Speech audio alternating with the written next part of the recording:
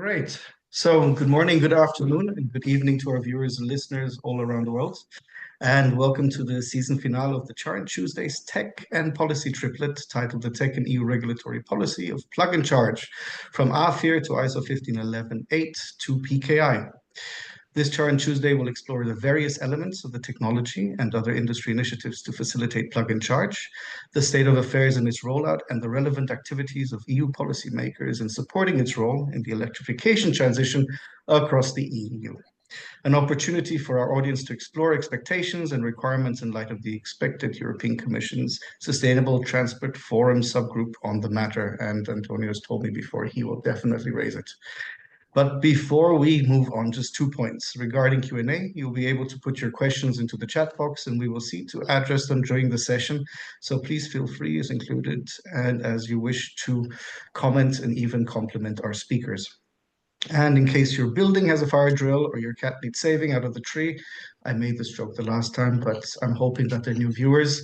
No worries, you can watch the session again as it is being recorded and published on YouTube.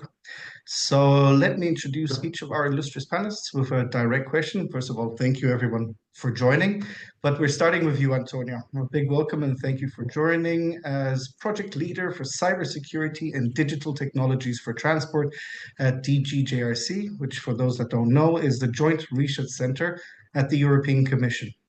So my question to you is, what strategic function does a European plug and charge and relevant PKI serve within the broader European Green Deal and Fit for 55 objectives? Hello, Glenn. Thank you for the nice introduction. So now we can go directly to tackle the first question.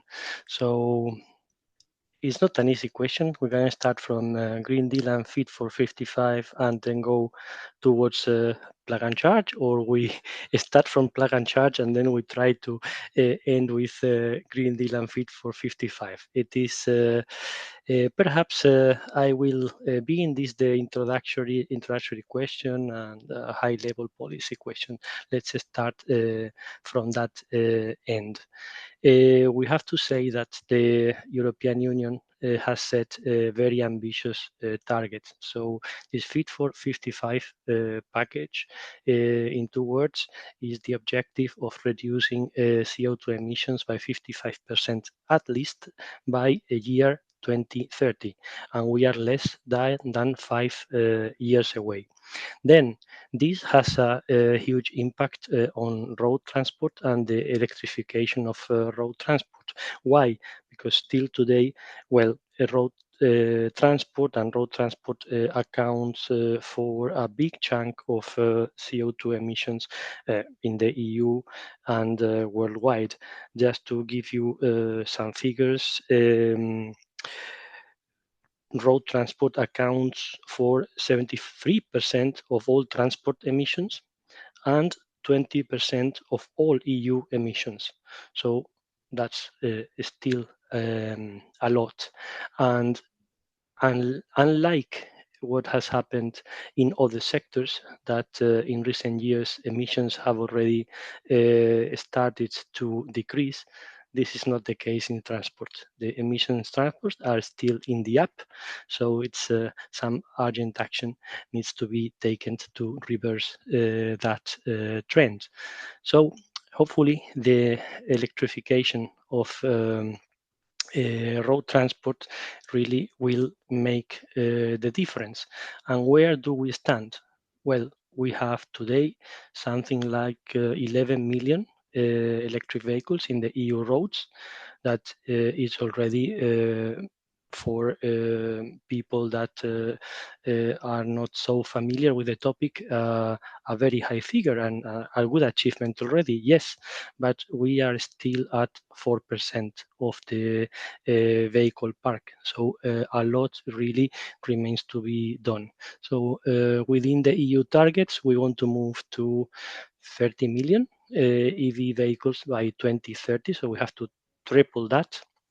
And beyond Fit for 55 and 2030, there is the much more ambitious objective of 2035. So by this year, all new registered vehicles should be zero emission vehicles.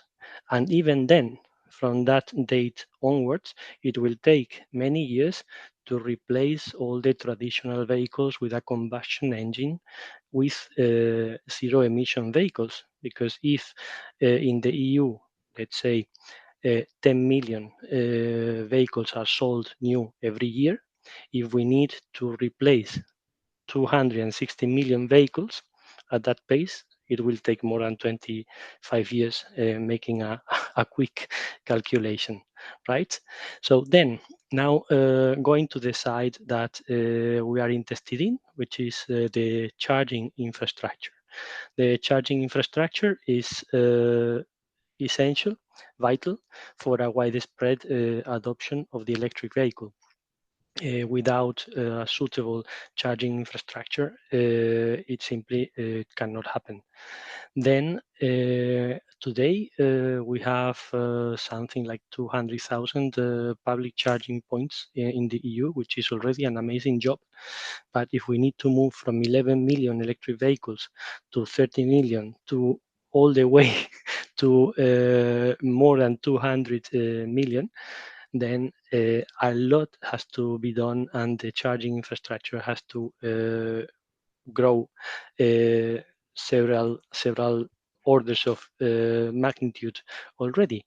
And this may seem like a big job, but this job would be a lot bigger or even impossible without plug and charge. Because with plug and charge, we allow that a vehicle from any brand, any manufacturer, can use the recharging services of any network thanks to roaming agreements. So similar to what happens with the cellular networks when we travel abroad and we are away from our home network. The service works, and it's very convenient and efficient. So in summary, the word is essential. We think that plug and charge is essential, and for that reason, from the Commission, from the implementation of the AFIR regulation and the upcoming delegated acts, we are certainly going to do everything possible to encourage and boost the deployment of plug and charge. Thank you very much, Antonio. Also for tackling the question from both sides and meeting them in the middle. I'll move to you, Christian. Okay, also a big thank you to you. You're CEO of Hubject. And to quote what it says on the website, the largest e-roaming network for borderless electric mobility. And Antonio just mentioned the elements of roaming for plug and charge, but let me change it a little bit to the question of what does plug and charge mean for you? Thank you, Glenn, and also thank you very much for being able to join this very, very interesting round of experts. And you already mentioned a quite relevant fact that we believe that we call it the customer experience is probably one of the most relevant factors to bring more people driving electric vehicles. I think it's great to have strong and ambitious political goals on the EV adoption. But we also all know that in the end, it needs to be a very good customer experience. And we believe that probably we all have experienced this already, that using charging stations is probably something we all need to get used to, right? And keeping in mind that not only it's us, so not only the experts, but also the typical customer, right? They probably need a bit more time to get used to this. We all know the discussions where we are still comparing fueling with charging and so on. So we believe a set in customer experience. And what is a better customer experience than just plugging in and then the rest is done automatically, right? We see also one famous OEM doing this since years, and we believe this is exactly the same experience everyone should experience with whatever kind of electric vehicle the person's driving and whatever kind of charging station is being used, plugging in, and the rest is done automatically. So therefore, we are strong supporters of a bigger adoption of plug and charge. And the good thing is that now, after years of joint collaboration between Hubject and many, many other companies in the market, we already see that the adoption is going in the right direction, right? We just checked the numbers today morning.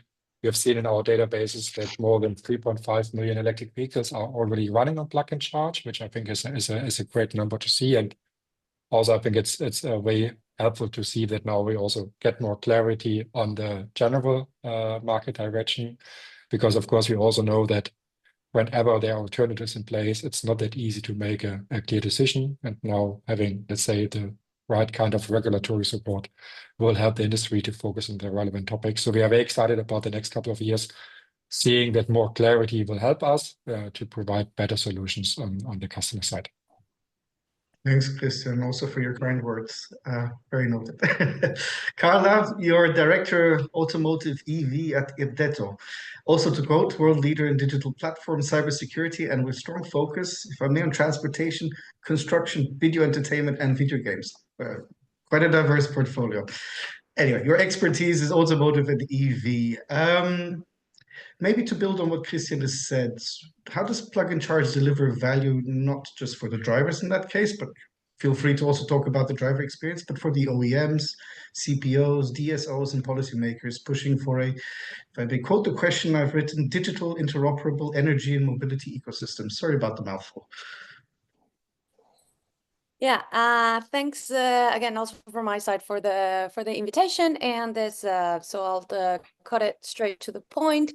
So yeah, I mean, Christian already mentioned a lot about the customer experience, and I think we all, as kind of like the business players, have the customer experience as a center. However, as you mentioned, plug and charge brings a lot of benefits for all of the different players. So I'm going to start one by one from the different ecosystem players. So OEM, for example, OEMs is their priority lies also on enhancing the customer experience. What else can they offer to the customers, right?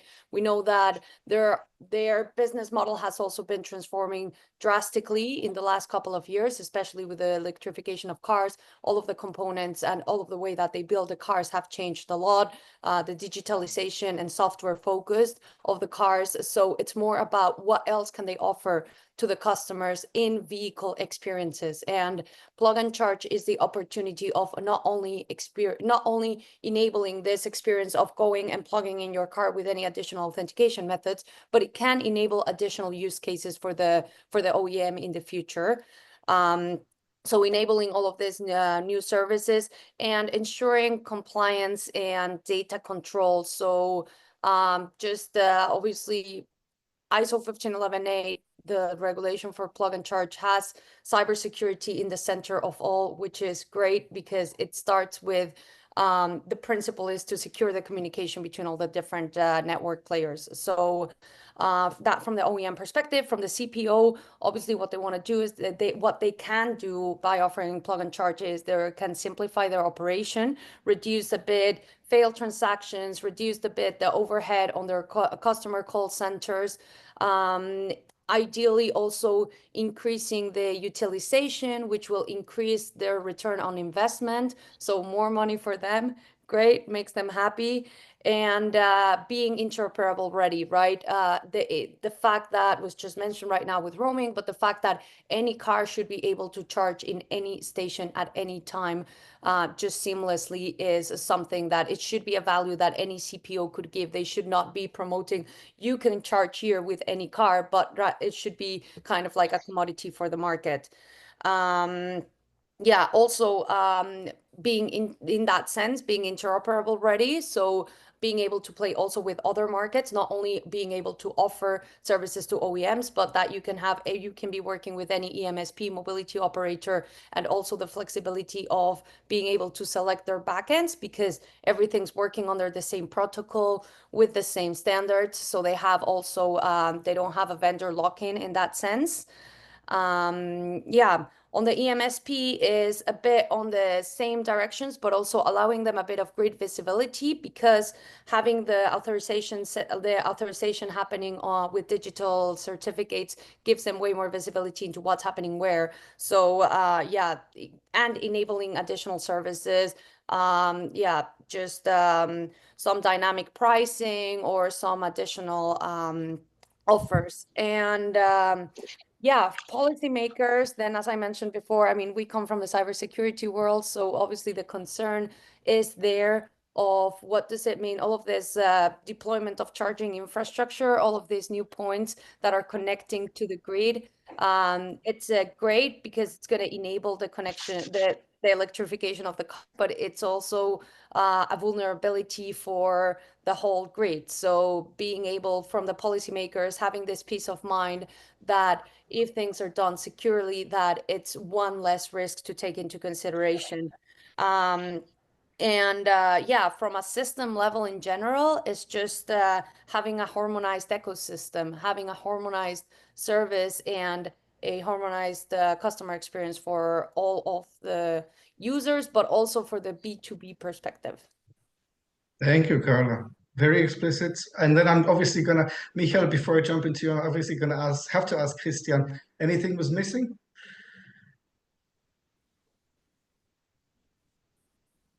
You're on mute. No, sorry for needing to find the right button. I think that's a great summary Carla did, and I think it's good to see that even if we are representing different companies, right, Hubchat, Dito, it's good to see that we are very much aligned in the general direction. I think that is really what a good market setup looks like, that even if you're working with different companies, we all are aligned on the direction and the targets we want to achieve jointly. Thank you, Christian. There you go, Carla. Michael, I think we've met before, right? You're CTO of CharIN and CEO of CharIN Academy. I'm going to pick your brain as a CTO. Can you walk us through the building blocks for a plug-and-charge ecosystem from a technical, operational, and maybe also regulatory approach? Or we can ask the regulatory approach for Antonio thereafter. We can walk to the key blocks. But for me, like already mentioned from Carla and Christian, the customer is a key for success of that, and that's all the main purpose. And our work, what we are doing together with all the members in CharIN, all the companies supporting that, to bring that safely and interoperable on the road, let's say. And therefore you have some key cornerstones you have to take care of. You have to care that the communication protocols are in place, because only if you have unified implementations of the same protocol on the same quality level, and this is still something we have to work on with a lot of companies bringing products into the market, because they all have to be compliant with the protocols and standards. So that's one of the key things in first place you have to have. But then you have on the digital part also in the back end, you need to have the ecosystem containing of taking care of the services. You need to have the certificates being encrypted and decrypted. You have to store them. You have to make them available over the protocols, over the APIs. Although there we are working together with our members on a global unified API protocol, which is called OPNC. So that's also something we are working on. And then you have the regulations and the governance to run all that, because there's the need that different players need to trust each other. Yeah, without that, this system will not work. Yeah, because you have in a lot of situations, by having in the ecosystem the certificates and the root, which is trusted, and where the certificates and the encryption and decryption is connected to, must be trustable, so that if you come with your car with a certificate from your trust entity, and you have then visiting a company which has never had contact to your EMSP, so your contract provider, it still has to work. Yeah, so that's a very important point, and that's also where in the background a clear governance, a clear definition, what has to be fulfilled, is also necessary to make that really work and make a real open business for all the players, and also to make it secure and reliable. Thank you, Michael. Antonio, then coming to you on the regulatory building blocks, without going into the detail of the initiatives yet. There's plenty of time for that. But what are for you the regulatory building blocks, taking into account both the mobility and the energy sector? Okay, well, we have to start with the AFIR regulation, for sure, setting the minimum targets and minimum obligations for the availability of recharging infrastructure. And then when we look into the cybersecurity of that infrastructure, it's important that we are talking about a critical infrastructure, and therefore it's in the scope of the NIS2 directive. But as well, it's interesting mentioning the Cybersecurity Act in the EU regarding certification, because also the end entities, vehicles, and charging points, at some point we will have to agree on minimum security certification requirements that then can be audited, can be checked and enforced. Then on the side of the vehicle, there we have all the assurances provided by type approval regulations, and also the global regulation from the UN Regulation 515 on the cybersecurity of the vehicle. Thank you, Antonio. Really appreciate your answer. So in case I didn't mention it, Michael, appreciate your answer as well. Maybe to discuss a little bit on the point of cybersecurity, I'll bring in Carlo on this. It might be a very logical question, but the implications is another thing in the industry perspective, obviously also another thing. What implication or what necessity does cybersecurity have to keep that trust in plug and charge?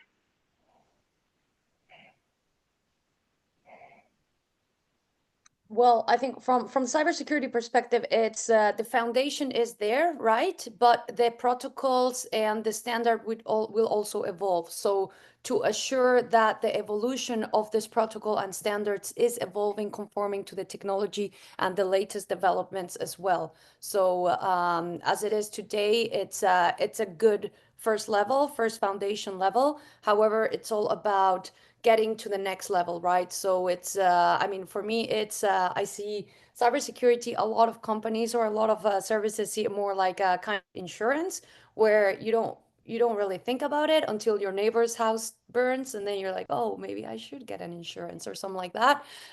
We are preventing that this first like big harm happens, so this first burn happens by bringing this foundation level. However, it's building on top of that what it's going to matter to make sure that it's future proof. Thank you, Carlos. Coming back to you, Antonio, where do you see the risks of cybersecurity then? What are the, let's say, the edges or the potential most susceptible areas that you have on your radar?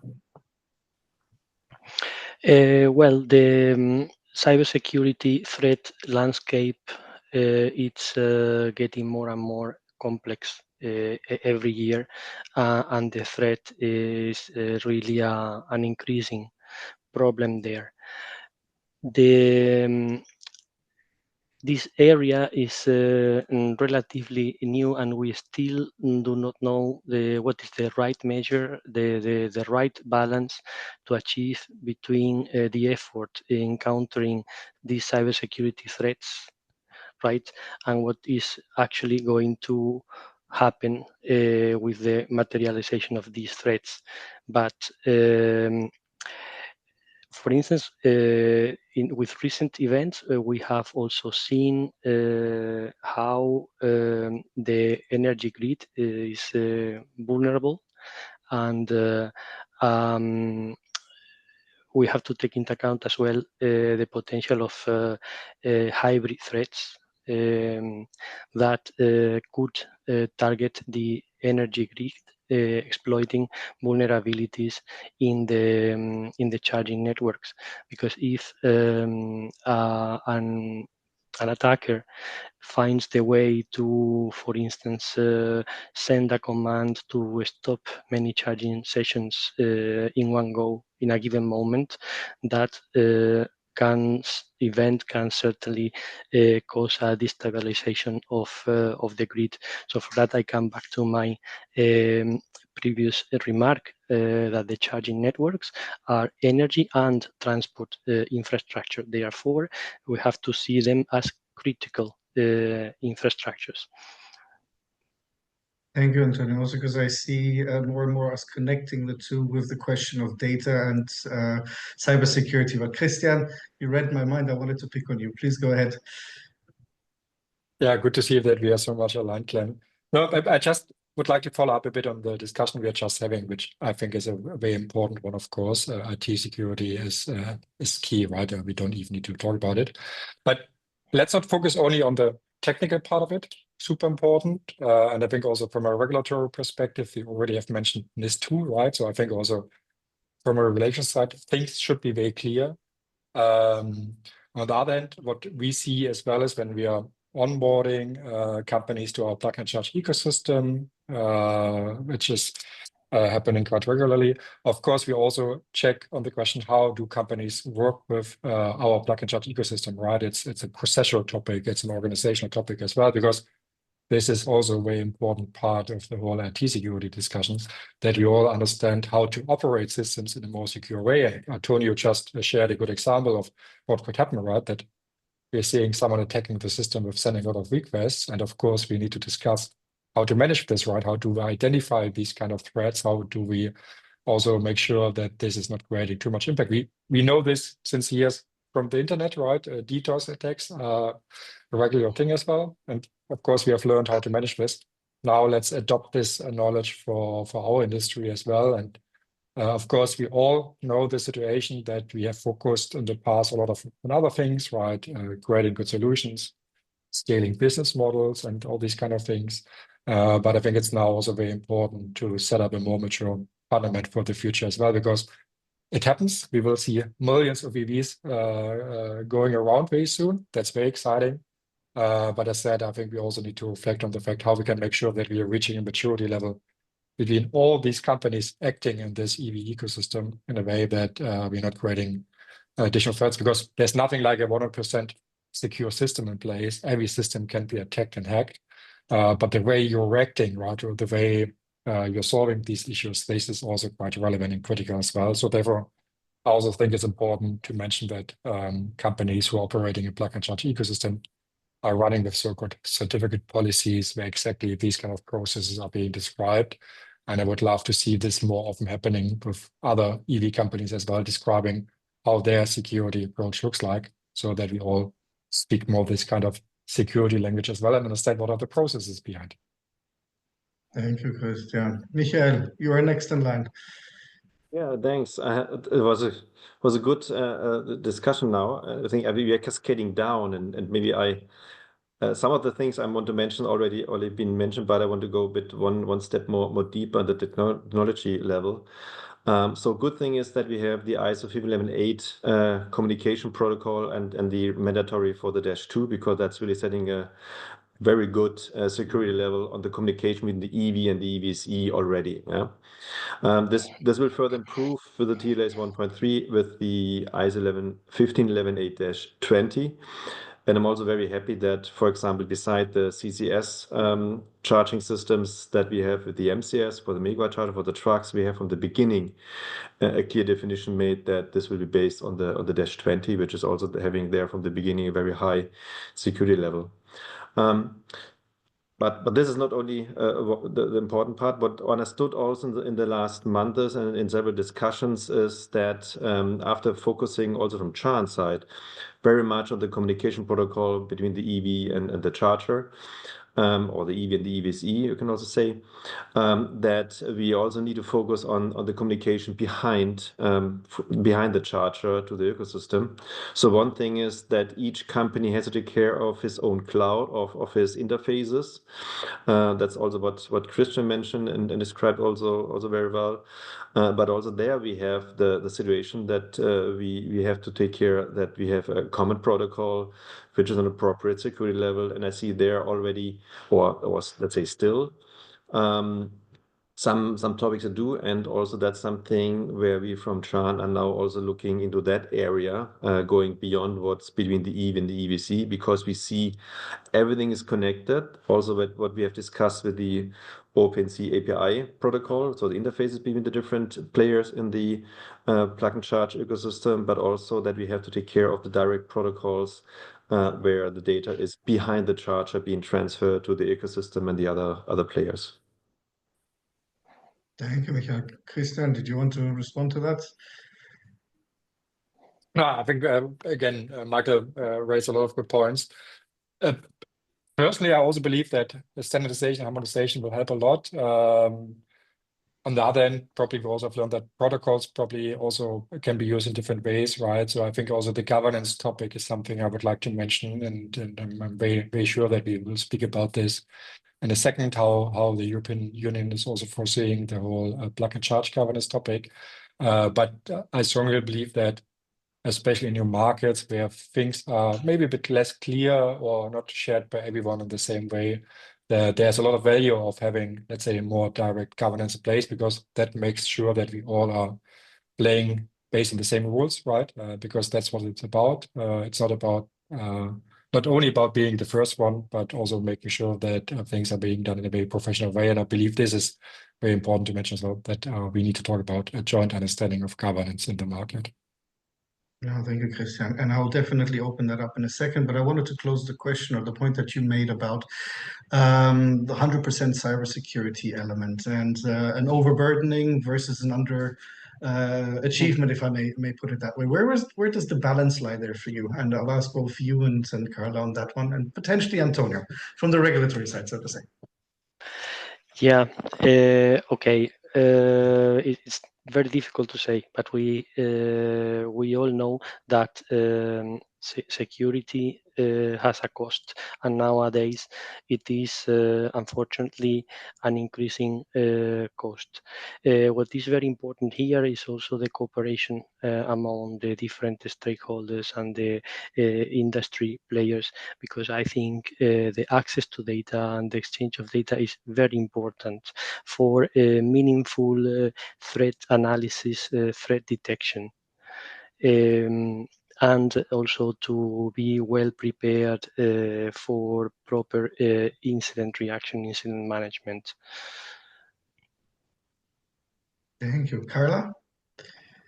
Yeah, hard to say where to draw the line, especially in such a complex ecosystem where obviously, for example, when we talk about ISO 15118, it applies to certain of the ecosystem players, but then there are more players in the back end that are also having this connection, and how much does it apply to them? So I think, I mean, we'll probably talk about this in a sec, but the whole idea of charging infrastructure considered critical infrastructure and following processes that have been proven in other industries, where a company is also reliable for their systems of their suppliers, or they're also responsible. So they have to make sure when they're selecting suppliers that they're also compliant with certain standards, with certain rules that fall beyond the application of what they're doing or the connection. Then that can ensure that you can rely on that. So it's kind of like, I mean, we saw it in the automotive industry a couple of years ago with the evolution of the different ISO standards that have applied, and the responsibility. No. Okay, just give it 2 more seconds and then I'll move the question to you, Christian, because I'd love to hear your thoughts about where to draw the line, as Carla said. Okay, go for it, Christian. Sorry, Carla, we lost the last 20 seconds. Oh, no. Is it better now? It's much better now. Okay, yeah. So, yeah, I mean, I was just concluding that the importance of the whole value chain and the importance of also the data sharing, the establishing some kind of auto ISAC, but that is really focused on the whole ecosystem, because that's where it becomes very interesting in this industry. It's not only about the individuals, but what's behind them, and also the risks that are coming behind them. Great, thank you, Carla. Christian? Yeah, thanks. Maybe just to add one additional perspective on this. We are right now, when we speak about plug and charge and ISO 15118, we very much focus on the interfaces between the EV and the charging stations. Very important. But of course, we need to keep in mind that there's a bigger ecosystem behind, right? So we have IT systems who are managing charging stations. We have IT systems who are managing customer apps, IT systems managing cars, the energy systems Antonio mentioned already. And of course, this all is being interlinked. And I'm quite sure many more systems, plug and charge systems and roaming systems and whatsoever. And of course, this requires probably also more alignment as well, because we still see sometimes that we even with some of the companies we work with trying to send us data in an unencrypted way, for example, right? So it's really probably a good mix of defining the fundamental approaches jointly in the industry, right? And I don't think even that needs to be done by a new regulation. I think it's just, let's say, let's align on this in an industry and let's make it happen. It probably shouldn't be that complex. On the other end, of course, and I think also Antonio mentioned it as well, we sooner or later will face a bigger impact due to the legacy topic as well, right? So it's great to see that, as mentioned, more than 3 million EVs are running with plug and charge already, but there are also many EVs out there without plug and charge, right? And how to manage this, because as long as we not have encrypted communication in place, we have a much bigger threat in place. And same on the charging infrastructure side. We all know that right now there's a plethora of different protocols in place and different versions in place and different qualities of implementation. And I think we as an industry here in this round and many more stakeholders also need to find a way to align a bit on the fundamentals. I think that would bring a lot of clarity.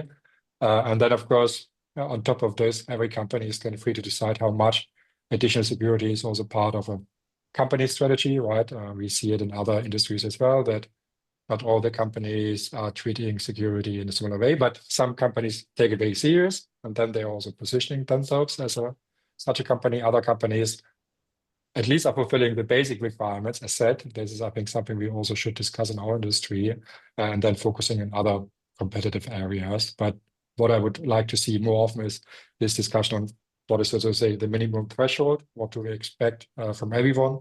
And then, as said, on top of this, we can then probably see more security-driven solutions by focusing more on this kind of competitive strategy.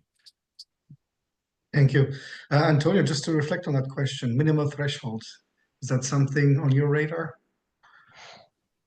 Definitely. When we start or we relaunch the activity on setting up the governance for the EU e-mobility PKI, we will definitely talk about minimum requirements, thresholds for the security policy, certificate policy, and so on. And there will be interesting discussions. And then comes after that initial agreement, also we have to agree on how these are going to be checked, audited, enforced, what measures will be taken in case when we have to deal with non-compliances. Yeah, because there has to be in some way a punishment, let's say, to make sure that corrective action is taken and then proper prevention is put in place. Thank you, Anton. Punitive action. I don't know. Does anybody want to respond to that? Because it's just so provocative. No, not yet. It's too early days. Okay. I have another question for you, Antonio. Actually, that's moving on to the question of governance. And as you can imagine, I'm setting up the little conversation a little bit towards what we're expecting from the European Union and hoping to see, as well as letting you surprise us all.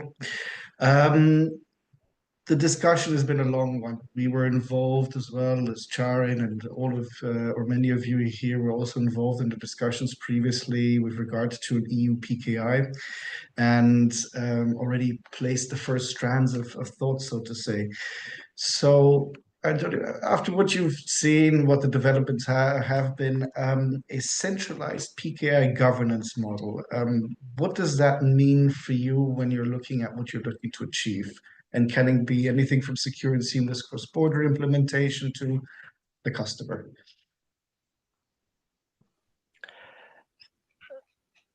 Well, it is about establishing a level play field that goes cross-border beyond national rules and regulations, then we try to we do it at EU level, but we also want to reach, if possible, beyond the borders of the EU, because vehicles do go to other parts of the world. And then we see that it may seem that it's a huge initial effort, that it may seem that it's more complex, but it's all we have to see that as an initial investment.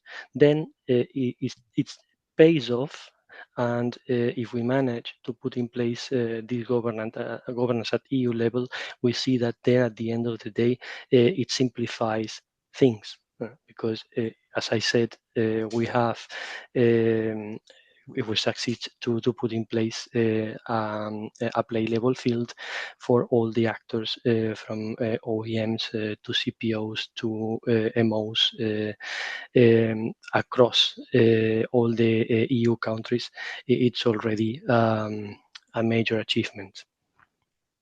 Thank you. And Christian, you're really reading my mind. We are somehow connected. Mentally and digitally, probably. Yeah. I think, and Antonio, you know my perspective on this. I think it's really great that now in Europe we have discussions in place, right, on how to set up an understanding of governance for operating PKIs, for example, for plug and charge. That's really great to see, and then thanks also for all the effort being invested into this. On the other hand, I'm also quite often, let's say, struggling a bit in understanding why this needs to be done only in Europe, right? Because one of the great things about our industry is that it's a very global industry. And of course, we all are facing, let's say, different challenges in different regions. Some are more, some are a bit less political challenges. But in the end, it's about connecting a charging station with an electric vehicle. And this is very much the same in France, in California, or in Brazil. And I would really like to also discuss more often how we can also align on these kind of topics a bit more globally, because indeed, especially for plug and charge, we now see slightly different activities in place between Europe and North America, and I completely understand where these activities are coming from. But in the end, frankly speaking, security, that so to say, should be like Esperanto, right? We should have the same understanding of security globally, and there is probably no need for differentiating between a European dialect of security and a North American dialect of security. And maybe sooner or later we have a Singaporean dialect of security in our industry and whatsoever. That will just increase the challenges for scaling up solutions. And I think really like to highlight this once more. I know I'm doing this regularly, but the great thing about our EV industry in Europe is that most of the European companies are market leader in what they're doing, right? When we look into the hardware and software perspective of things. And therefore, I think we also need to keep in mind how we can, let's say, help these European market leaders staying market leaders by balancing the European, so to say, local requirements versus international global requirements as well. And I know that there's never an easy answer on this question, but I would love to see this kind of discussions more often in place, because I said Europe has really led the international EV market for a couple of years. But we also all are aware of the struggles we are facing right now here and there in regards of utilization and investment budgets. So let's make sure that the European company is getting all the regulatory support to stay ahead of other regions as well. Okay. Can I react a bit, Glenn? Please. I don't find my raise hand button. I'm using the browser version, and I don't know if it is hidden behind some other button. But I don't find it. If you click on the heart where it says react, and then okay. yes. Raise hand. It's hidden behind there. Okay. I'm not so familiar with Zoom as we are with WebEx or Teams. Apologies for that. So just a quick reaction on Christian. We see that governance has to be primarily in the hands of the stakeholders, of the industry players, and then us from the EU public institutions, we should only keep a steering role, like the moderator of the meeting.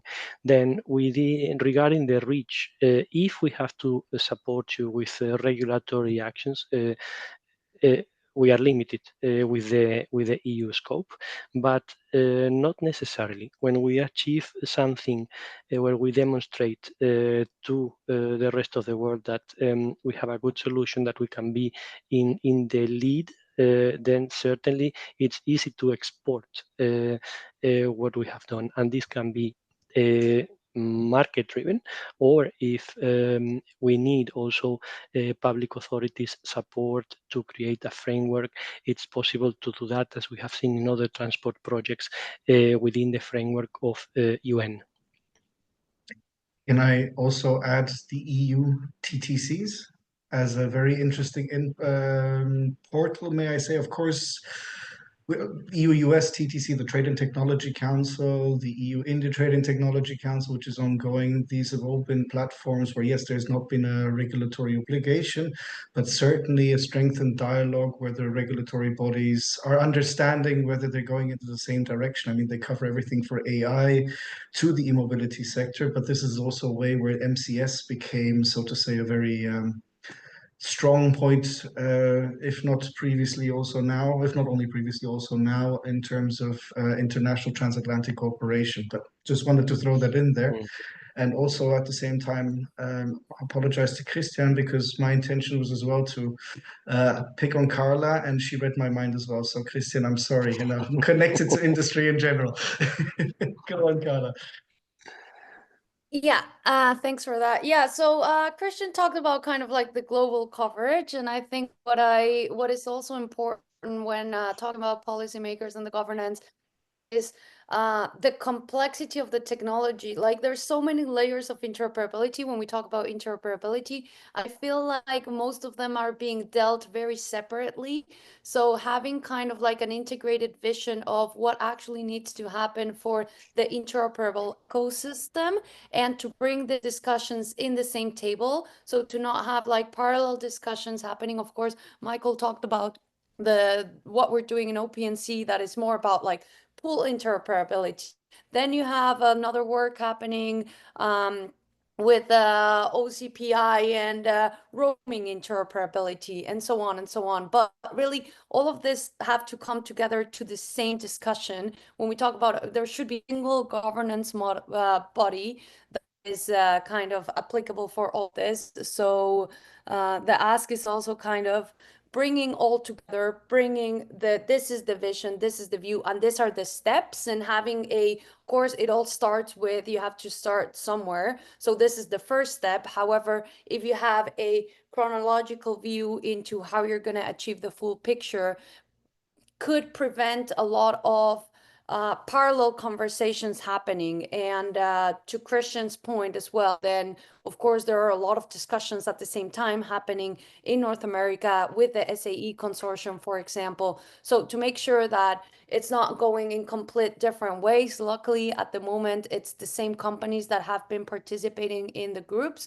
So it's aligned, but it could very easily go in the way that things are being built in Europe, and then you want to transfer them to another industry, to another area, but then that other region has already started with their own ideas, and it's way harder to bring it's way easier to stay, like Christian mentioned, just bring this model into a land or a country or a region where you don't yet have the ecosystem. But it's also complicated when there is an existing ecosystem to change the way that they're doing the things. So it's kind of like balancing all these things out, and also balancing which are the players in the ecosystem that can create the quicker transformation. So looking into the power of the OEMs, looking into the CPOs and the EMSPs who have better means to make an impact faster to the industry, is also a good thing to take into consideration. Thank you, Carla. Going to you, Michael, actually two questions which have been reflected on just now. First of all, what are your expectations of a centralized PKI, I was going to say PKI governance model? And how do you see the potential for international cooperation led by the European Union?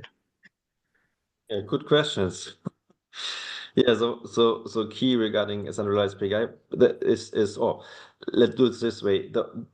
In China, we had a discussion how to bring the people aligned and have to have one trust route. So the PKI route was one of the ideas. But during the discussion we had the last 3 years, it came out, okay, it's much more important to have a aligned governance and a policy how to handle the route and how to handle the certificates in a way that you have a common definition how to handle it, how to take care of all these aspects. And that's also what we did in CharIN in a cooperative way, where you have defined for first the CharIN PKI, but this is a blueprint for all other future governance and certificate policies, which can be seen. Because that's something what has been aligned between a lot of different players from different parts of the industry, which are connected, need to work together on.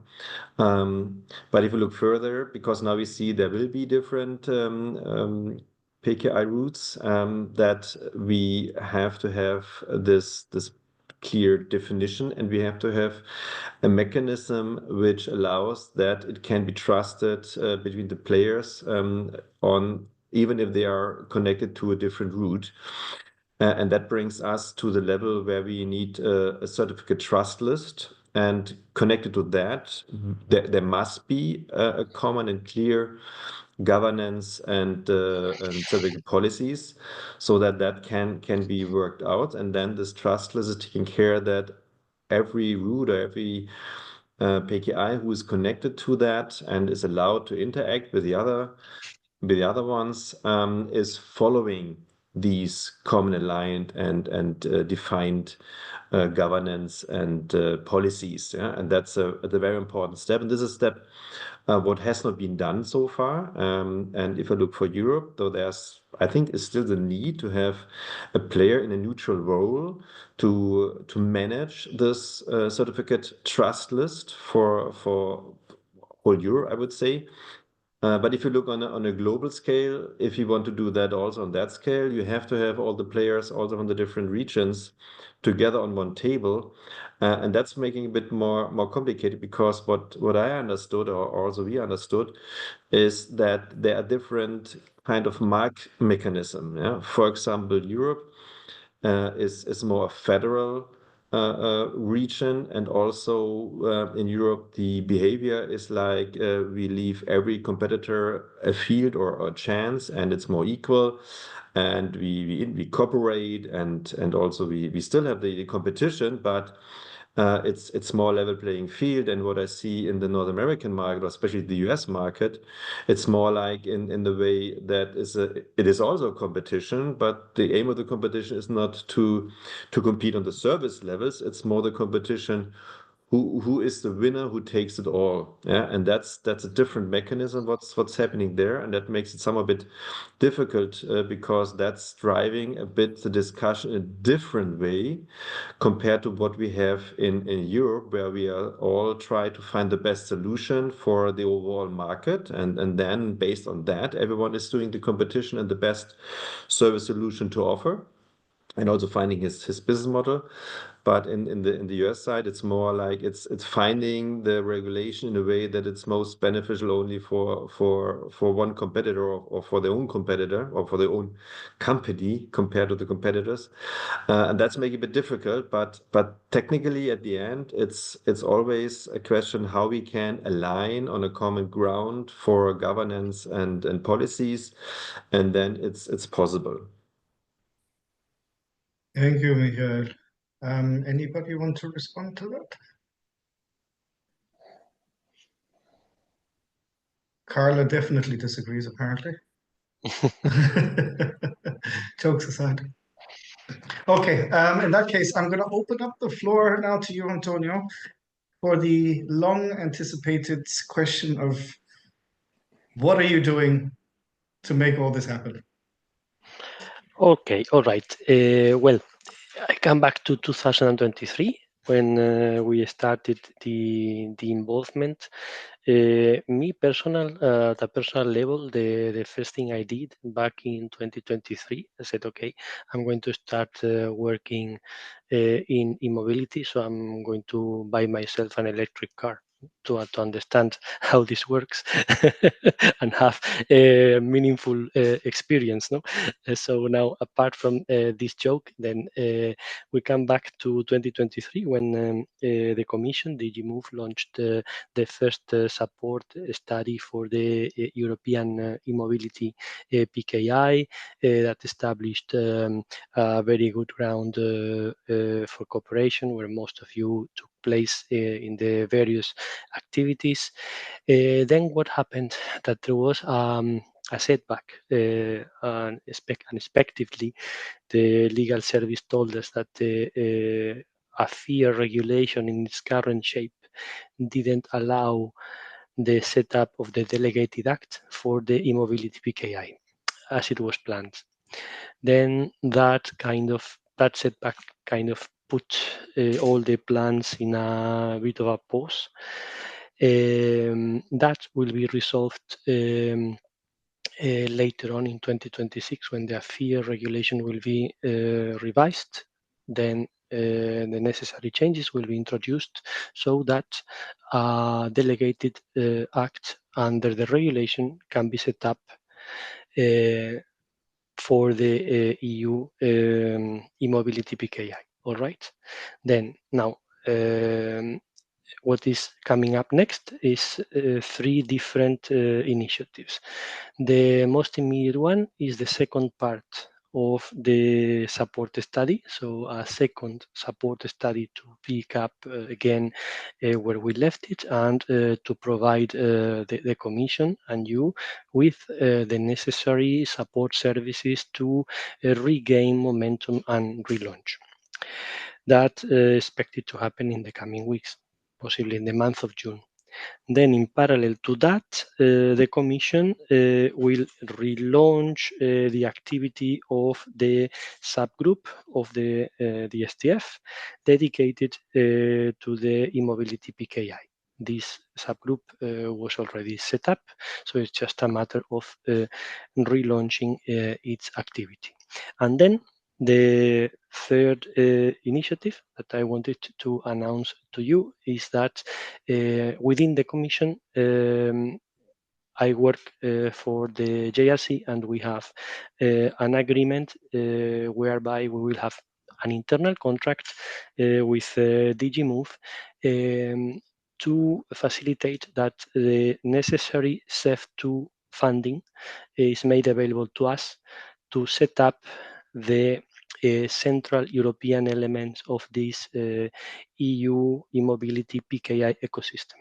So then these elements are the necessary technical systems in order to manage, issue, publish, and distribute the CTL containing the root certificates of the various B2G root CAs, and well, but maybe not only, because maybe we will have to discuss the scope, and maybe all root CAs will have to be in there. Also the OEMs and the CPO root CAs, not only the V2G ones, but we will see. A part of the scope as well is to finish the work on technical specifications and policies and governance. So we expect that the whole thing, including a first year of pilot operation, it will take some 3 years starting from now, from June, July 2025. And initially we will work on the design, implementation, test, integration, so the systems technical side of things. And in parallel we will work on policies and governance setup to bring it all together in the second year, and then we will be able to start operating in a pilot mode in the third year, and after that there will be full production full operational mode. Don't know whether it will be done here by the JRC, by my team, or we will already have the opportunity to hand over the setup systems, infrastructures to another actor of the choice of the Commission. So there we go. Thank you very much, Antonio. Anybody have any questions, including from the audience? Maybe, Glenn, if you don't mind, just would like to add one more statement. And again, I think you all agree on this round that we need to support the transitioning into a more secure and immature EV ecosystem, right? I think that was a bit the consensus of all our statements today. On the other hand, but Antonio, also happy to hear your thoughts on this as well. That doesn't mean that anyone now should stop or wait any longer for adopting latest technologies as well, right? Because I think what we all agree on is that it makes sense reaching a more mature market environment, having clearly defined rules and requirements in place, which is perfectly summarized by Antonio. On the other hand, that does mean that things are nowadays not secure at all, because we already have fundamental things like, for example, an external IT security audit, right? Most of the companies operating plug and charge ecosystems are running with an external ISO 27001 audit, for example. So that could be already a good starting point, selecting the company you want to work with as a CPO, as a OEM, as a EMP. So there's no need to wait any longer to start this transition. And as said, everything will become even more mature anytime soon. Thank you, Christian, for the statement. Carla, go ahead. Yeah, just want to ask, is there, obviously, I mean, this is a timeline, and it's going to be some time before we have the CTL in place. Is there any like intermediate plans? Because obviously today the PKI interoperability lies on responsibilities of the OEMs, whether they want to host more than one route in their car, so that CPOs can actually start selecting different PKI providers, right? Because it's basically, so today it's it lies on the car, the openness to have more than one PKI ecosystem. So it would be nice if there would be some kind of intermediate plan from the Commission to assure some, I mean, at the moment we are very little amount of PKI players, right?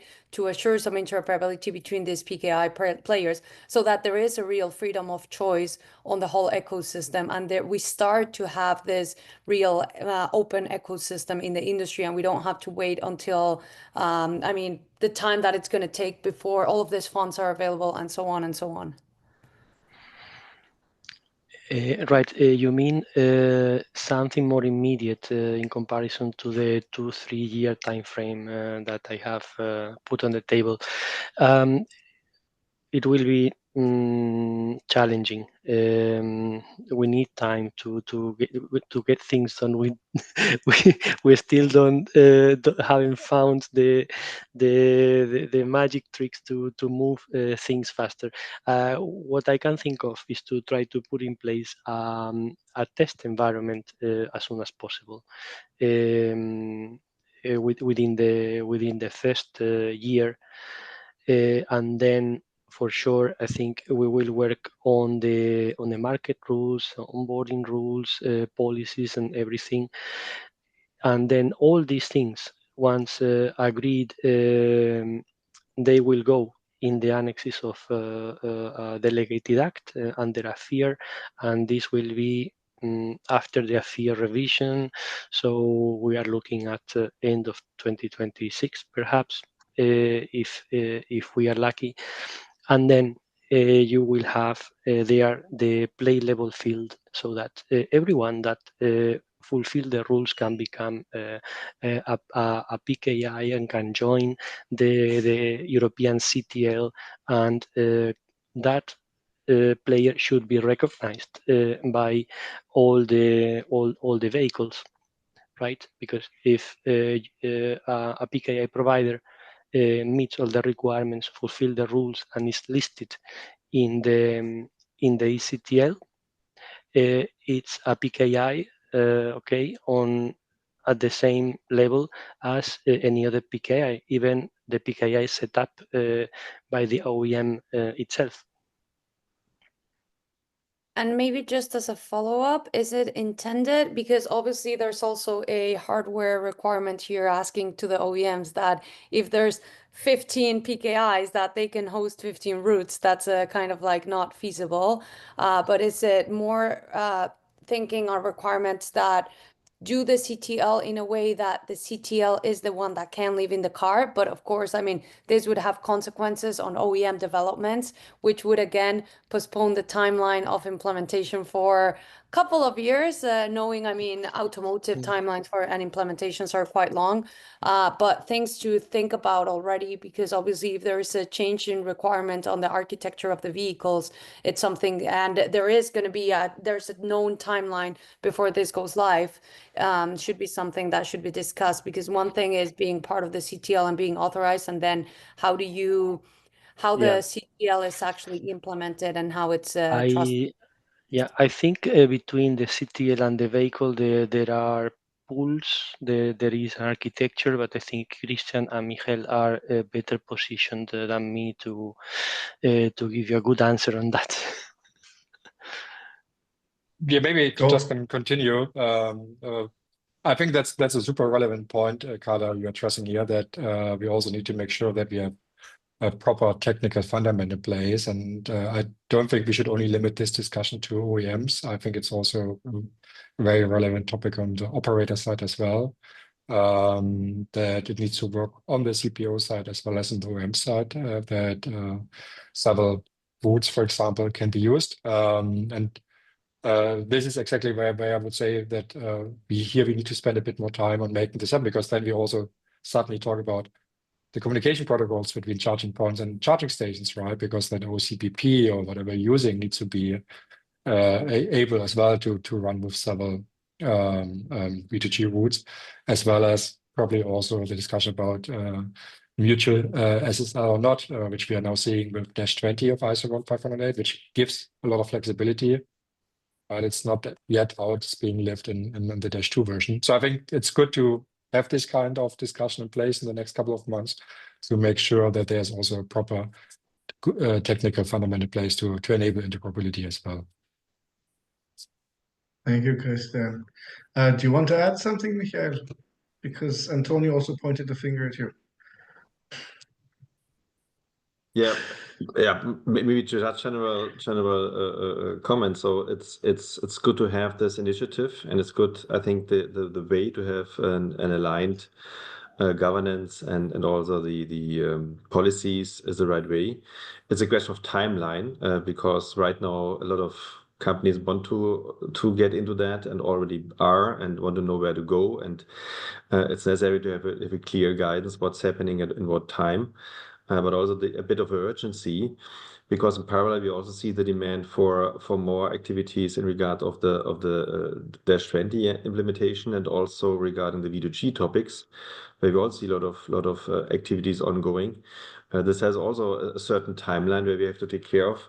But on the other side, what I can say from CharIN side, so anything what CharIN can do to support this process, to support the discussion or support alignments, or also taking care of some services, is what we can offer and what we are happy to help and to bring into this development.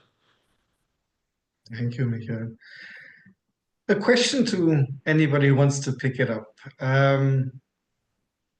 When you look at plug and charge, I mean, there's certain elements, certain functionalities we're looking at the moment. Do you see it having a bigger role in the future?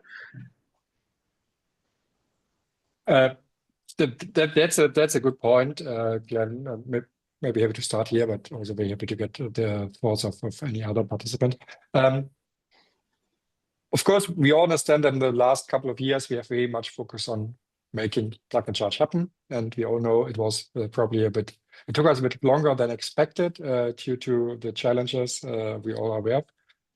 But I think, as I said, it's good to now have clarity on the direction. I think that will give us a lot of guidance in the industry. And I think now it would be a good time to also start on what can we achieve in a better way, having plug and charge in place, because as you said, it's great in regards of customer experience. It's great in regards of cybersecurity. But also what we shouldn't miss here is that we now are able to set up a digital fundament for providing additional services as well, right?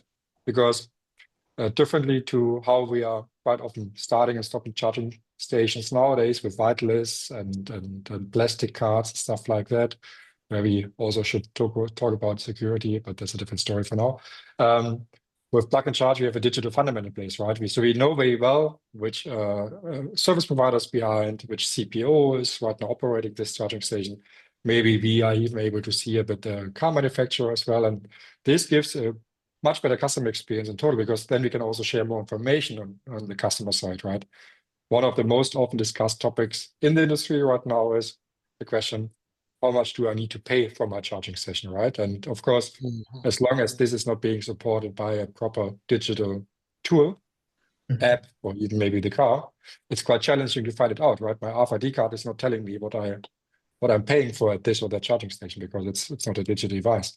But the car can become a very digital device for my charging experience, running on Plug and Charge, because I said then I can bring all the puzzle pieces together, and then I see Christian is now charging at this and that charging station on this and that operator, and I can put on the screen my price for charging, or I can even put on the screen the logo of my service provider. These kind of things will help normal customers. Again, it's about the mass market, right? It's not about us as experts. It's about the mass market customer, to reduce complexity, understanding how charging works. And therefore, I'm really very much looking forward for talking more about these ideas in the market as soon as we have reached this more mature fundament on digital service in place, which, as that is driven from my point of view very much with the high adoption rate of Plug and Charge.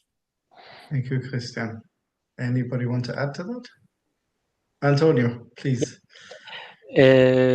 Okay, I see that Plug and Charge is a complex and challenging use case, and once it can be declared a success story, certainly it will be an enabler for other services, because we have solved many things, as Christian has explained. And I would also add, and also the payments, that it's a very complicated issue. It's also addressed and solved by Plug and Charge. So then I would see it certainly as a success story, as a stepping stone towards more complex services of the type mobility as a service. And then definitely you mentioned in your questions as well, smart charging and V2G, that I think can also and will benefit from the success story of Plug and Charge. But also there, I think a good proposition has to be developed to make it attractive for the end user, because the focus I see now is that there's a clear benefit, clear gain for the energy supplier. But the end user, what is the incentive in doing V2G if I receive a kilowatt at 30 cents and I'm offered 3 cents if I give it back, for instance, no? And in the meantime, my battery suffers some wear because it is being used bi-directional. So I guess the proposition has to be developed as a value proposition as well for the end user, so that it is a win-win. Thank you, Antonio.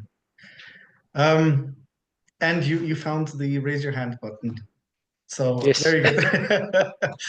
Okay. As we're coming to a close, what I'd like to ask each one of you to do, please, is to identify a bottleneck in the deployment and plug and charge, and how, in the case of industry, how can policy making address that, and vice versa. So, Antonio, what can industry do? And I'm really sorry, you're outnumbered here a little bit, so please be kind. Well, we have to listen to industry and the key stakeholders. That's the first and most important thing we can do. Absolutely. Carla, would you like to start? Yeah, sure. So obviously I'm gonna leave the interoperability topic be, because we've already talked about that. It's a definite bottleneck, but also hearing from the industry, there's a lot of yeah, lack of standardization when it comes to, for example, a lot of EMSPs have concern of how is the PCID, where is the PCID stored, how is the PCID communicated to the users. There's a lot of discrepancy also in the way that contract certificates are being installed in the car. Is contract certificate installation via the charging station going to be regulated? Or is it going to be mandatory? Is it always going to be via the car's telematics? Then how do you assure fairness? Because obviously a lot of the OEMs have also their own EMSP, so a lot of other EMSPs have the concern of they will always set the priority on their contract and so on. So those aspects that are still not yet addressed on the regulatory standpoint. Things like, for example, what was just implemented in AFIR is great. However, what about the car? Getting charging stations ready is a step, but when are the OEMs going to be forced to have because it's all a chicken and egg problem, right? The CPOs say, I'm going to start when there's more cars. The OEMs are like, I'm going to do it when there's more stations. So if it comes from regulatory point of view that the cars and the stations have to be hardware and software ready, then it's not a matter of who's the chicken and who's the egg. Thank you, Carla. Michael, your bottleneck. That was a good point, Carla, because the AFIR is only addressing the infrastructure side. So who's addressing the EV and the car side? Luckily, what you already mentioned, Carla, that we have more than 3 million cars with ISO on the road, but this is somehow still a bottleneck. And not only that, it's also the question how that is being implemented. And also, yeah, with Christian, we had also some talks about that. How can that be supported and how we can ensure, and that's also some of the work what CharIN is doing to take care that the implementation is also properly done, and there's also need to expand that further. So that's one part, and the other part is really the clear agreement what you want to achieve on what governance level and also about what general definition you want to work together, and that's something what is also on a general level to be defined. And also I think the SDF is doing a good job, but we also have to go more deeper and define it more properly in the details, not only to scratch on the surface, to really dig that in a way that this has been aligned properly, at least over Europe. Better would be globally, but this is, like I mentioned before, quite a even bigger challenge. But I'm very positive for Europe, to be honest, on that. And also that's something I think would really help. Thank you, Michael. Christian. Thanks, Glenn. And also, again, thank you everyone for this great conversation. And you see, Antonio, there's a lot of interest in moving forward with our PKI task force very soon. I think you can all count on us contributing to this activity. And also happy to share with you the bottleneck I'm quite often receiving, and this is this kind of assumed complexity of plug and charge. And yes, of course, we all are aware of the fact that as soon as it's get a bit more technical, we all are maybe a bit too afraid of things, right? And I also understand that, of course, not all of us are talking about certificates and these kind of PKIs and certificate policies in our daily life too often. But on the other hand, let's keep in mind that this is already a well-established technology, right? My browser, which I'm using right now to be part of this conference, is also using certificates. So it works very well, and it makes everything more secure on the internet. So let's exactly use this also for charging as well. So therefore, the bottleneck is probably sometimes we are a bit too shy to try new things because it seems to be a very complex technical topic. And therefore, I think the solution is, sorry that I'm now also pitching a bit Hubject in this case, just go to the Hubject website, because there we're operating open plug and charge testing environment, which is completely free of charge. And there you can already test out plug and charge as easy as it is. And if it's then working for you, let's talk about a business relationship as well. But we really think it's now the time to act. All signals are now guiding in the right direction. So we believe that this should also motivate now many companies to move forward. As said, we see most of the OEMs are now running with plug and charge already, or are going to run soon with plug and charge. We have certified more than 50 hardware and software providers already at Hubject for plug and charge as well. So I think we all together have really been able to move forward a lot. It's now just a matter of making it happen, and I believe, therefore, let's just make it happen. Thank you, Christian. Antonio, your words of bottlenecks. Well, for me, bottleneck is time and resources. Unfortunately, often we do receive the funding and the money that we need to do the job, but we cannot do it as fast as we would like and as fast as you demand. So that's why I was saying that we as the public institution, we have to listen to industry, but often we are busy on various commitments, and we do face resource constraints and this kind of problems that doesn't allow us to be as agile as the industry can be. Thank you, Antonio. All of you, very So excellent let's points. try that we are not the bottleneck in this project. Thank you.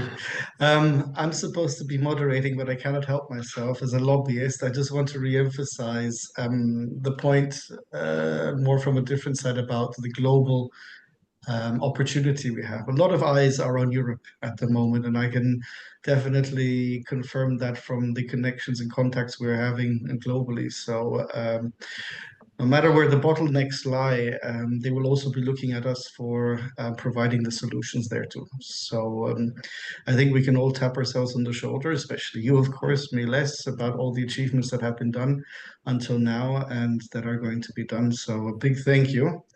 And thank you as well for attending. But before I let you go, obviously a little bit of CharIN advertisement about next events.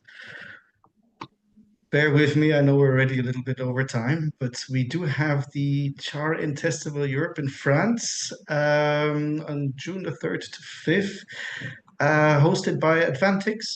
And so if you need any additional information, you will definitely find it on our website. And of course, let's not forget the EVS. Sorry, this time a little bit of CharIN advertisement, as I said. Please feel free to come to our booth and also get in contact in case there is additional interest to partner up with us. Just as a note from my side, we will definitely have quite a few events, including the European Commission, a couple of sessions going through the various elements of the e-mobility sector. So please stay in touch or reach out. Michael's got his thumbs up, so he's volunteering to be reached out to. Anyway, a big thank you again to everyone, and including the participants, of course. And as mentioned, you will find the recording in case you missed something, or you just find that one of the best episodes of anything you've ever seen. So I wish you all a very good afternoon. Thanks, Glenn, and thanks for participating. Take care. Thank you. Thanks, everyone. Thank you, everyone. Take care. Bye. Bye-bye. Thank you. Bye-bye.